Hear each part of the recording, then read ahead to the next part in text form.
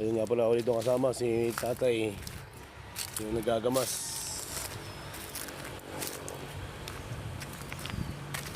Dahil po kami sa may lupa ni Bosatin. Ayan po.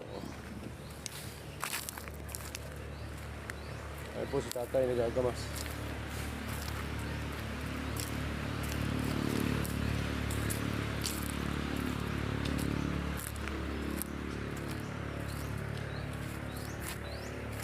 Magandang hapon na po. Ayan po si tatay, kasama ko dito. Yung dalawa. Gagamas po siya, ayan.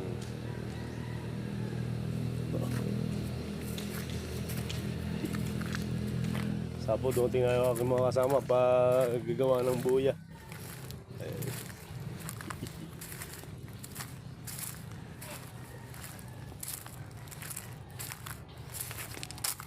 Gala-gala lang habang walang ginagawa.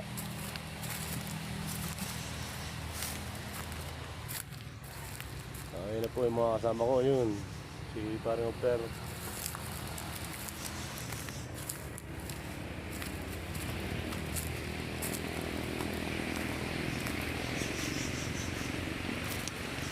Tapos si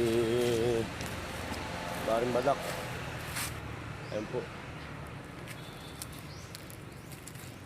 Tayo po yung magagawa ng buya ngayon dito kila Bosatin. At nakakaya na po sa kanya.